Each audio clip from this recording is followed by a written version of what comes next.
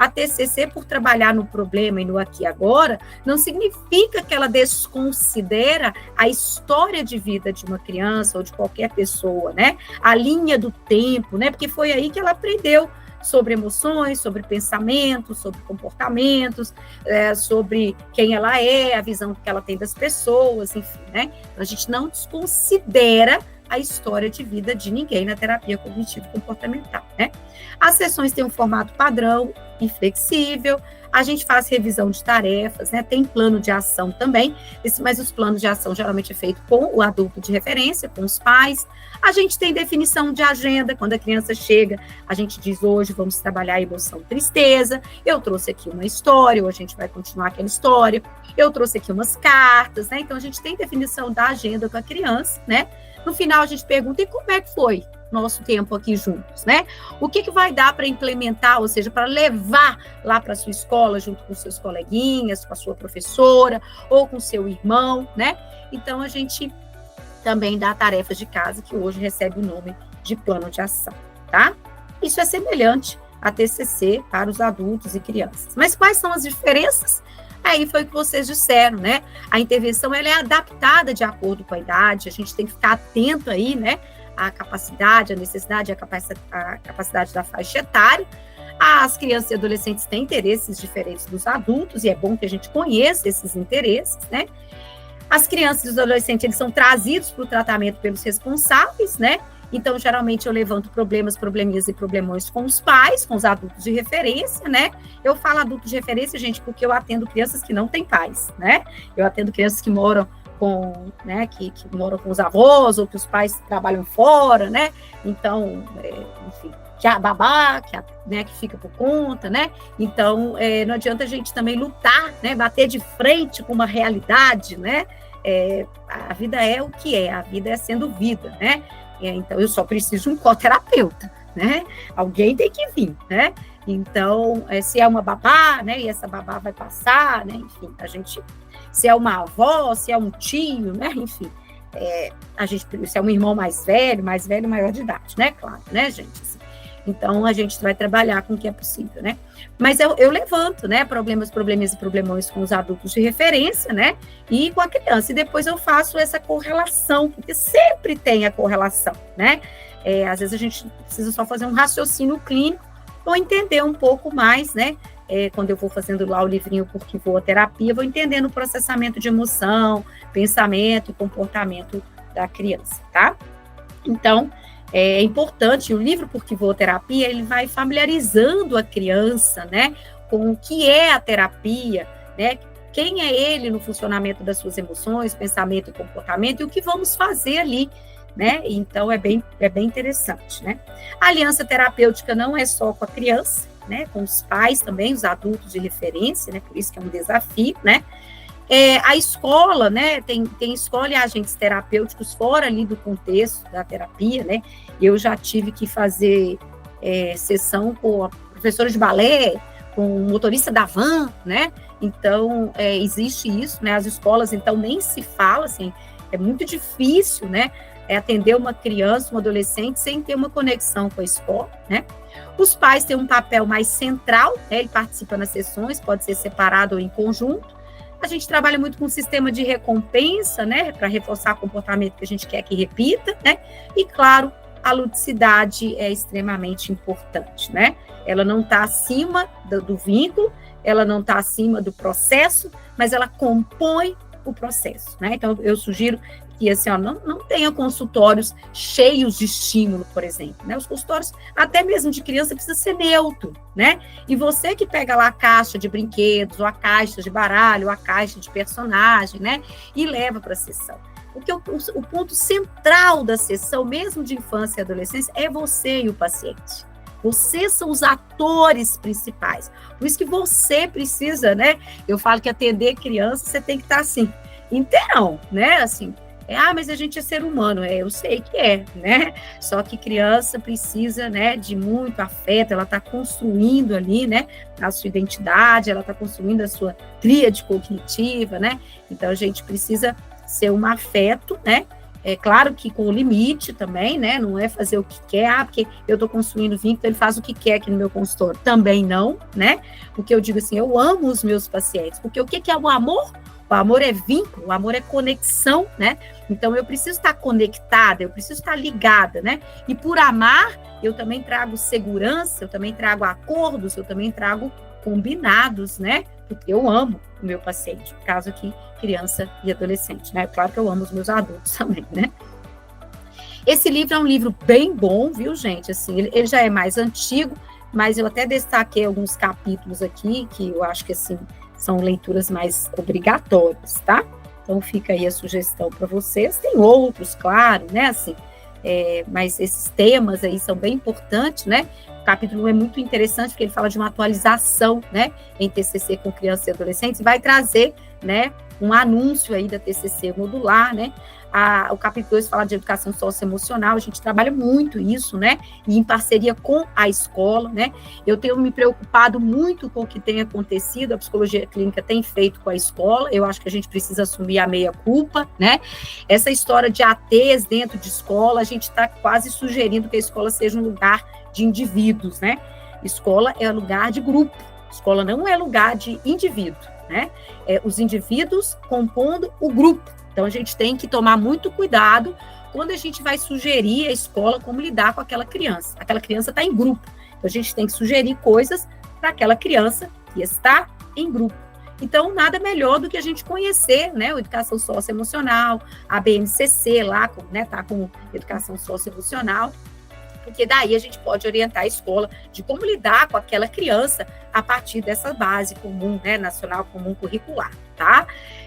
Porque hoje essa história de ATs a gente vai precisar rever, porque daqui a pouco a sala está com mais ATs do que criança, né?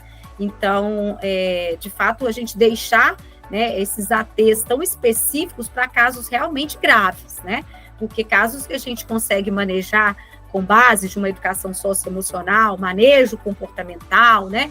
Então, hoje em dia a gente tem a TCCG, né, a terapia cognitivo-comportamental em grupo, que poderia ser base para a gente orientar as escolas, tá?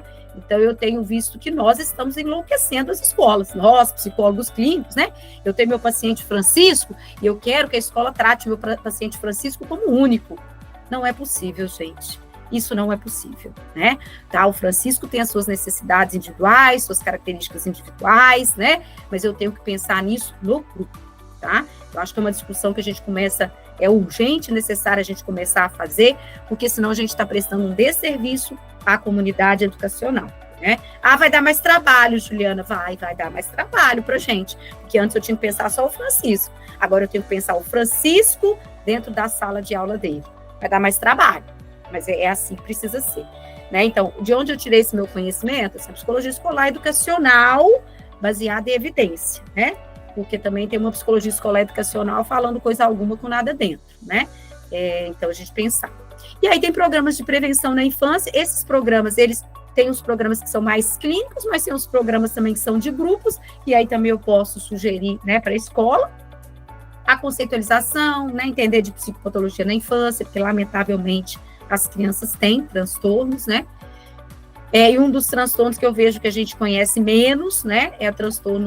São os transtornos bipolar, o transtorno bipolar na infância, né?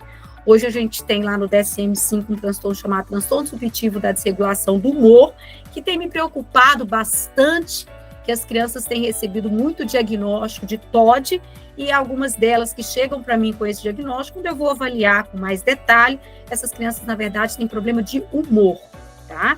E aí está sendo diagnosticadas como transtorno opositor desafiador, né? E aí vai receber intervenção inapropriada, tá? Porque uma coisa é uma coisa, outra coisa é outra coisa, tá?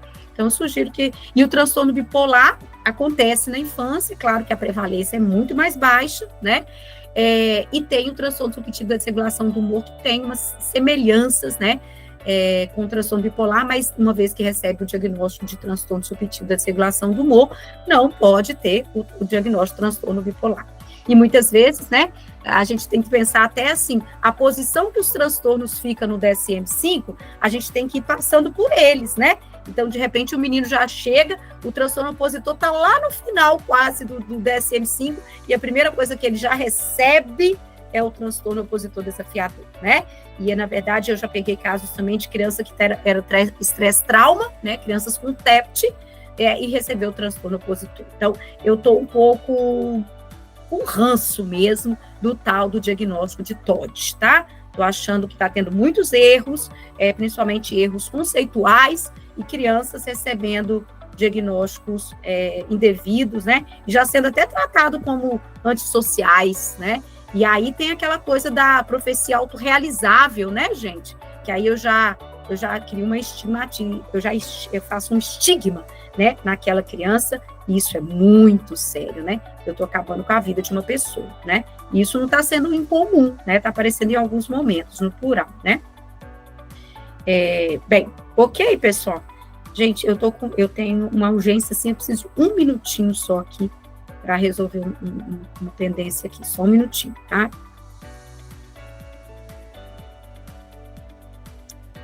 Meu Deus.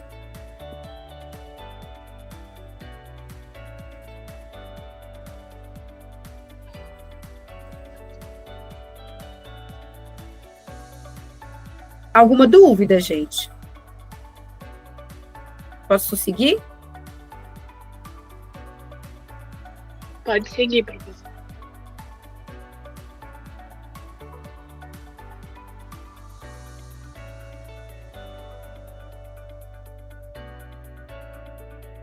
Ok.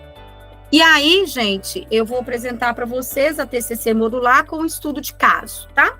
O que é a TCC modular? É só uma forma de organizar o plano de tratamento, tá? Eu posso organizar o plano de tratamento, sessões iniciais, intermediárias e finais, tá? Eu, particularmente, acho mais difícil, né, fazer dessa forma. Eu me perco um pouco, né, assim, sessões iniciais, intermediárias e finais, mas quem consegue, tem habilidade para tal, tá? Corretíssimo, tá? Mas eu me identifiquei muito com essa abordagem, né, modular, né, uma abordagem de plano de tratamento, tá? Então, consiste em selecionar técnicas individuais e procedimentos de manuais de tratamento empiricamente embasados e agrupá-los segundo tarefas de terapias em módulos, tá? Então, eu vou continuar utilizando os manuais, só que eu vou pegar, né, essas intervenções que estão no manual e vou organizar em módulos, tá? Então, esses são... E aí, no primeiro capítulo desse, que aqui é um livro, né, que está em inglês, então, para quem tem leitura em inglês, pode consultar, né, que é o Chorpita, ele é uma referência para a gente em organização de plano de tratamento mais modular, né? Mas a gente tem o capítulo 1 também desse livro, que já está traduzido, que vai citar lá, né, a questão da TCC modular, e esses são os módulos básicos. Por que eu estou chamando de módulos básicos? Porque se você pega quem atende adulto, já com certeza já viu o manual do Barlow, né? E o manual do Barlow, ele vai falar já em módulos, porque ele coloca 8 módulos, 12 módulos, 15 módulos, né? Assim, que agrupa sessões, né? Mas aqui a gente tem 5 módulos só, tá? E aí, na verdade, o primeiro é psicoeducação, tá? Ficou tudo um aí, gente, porque na hora que a gente passa do Canvas para o PowerPoint fica assim, tá? Mas são 5. Primeiro é a psicoeducação e depois monitoramento de alvo, mas eu já mudei. Na minha prática, eu coloco primeiro monitoramento de alvo, que é toda a parte de levantar a lista de dificuldades, linha do tempo, aplicar os instrumentos que eu preciso para fazer um psicodiagnóstico. Depois vem a psicoeducação, onde eu vou começar pela psicoeducação do modelo cognitivo, né? E não é só informar, eu trabalho com emoção, pensamento e comportamento, né? É construir, né, como é que é o processo de emoção, de pensamento e de comportamento com esse paciente, tá? E a psicoeducação vai transcorrer durante todo o processo. Se eu vou entrar numa nova habilidade, eu faço primeiro a psicoeducação. Se a criança tem um transtorno, eu vou psicoeducar aquele transtorno, né? Depois vem as tarefas comportamentais básicas e ou treinamento de habilidades, reestruturação cognitiva, que eu estou chamando de processos cognitivos, e, por fim, exposição e experimento, tá? Juliana, isso acontece de forma tão linear assim? Não. Geralmente, módulo 1 e módulo 2 acontece de forma mais linear, né? Mas a partir do módulo 2 e principalmente da psicoeducação do modelo cognitivo, né, eu posso mudar a posição dos próximos 3 módulos, porque a partir do momento que eu construo o funcionamento de emoção, pensamento e comportamento do meu paciente, é que eu consigo dizer exatamente o que eu vou fazer enquanto habilidades e tarefas comportamentais, nos processos cognitivos, exposição e experimento, tá?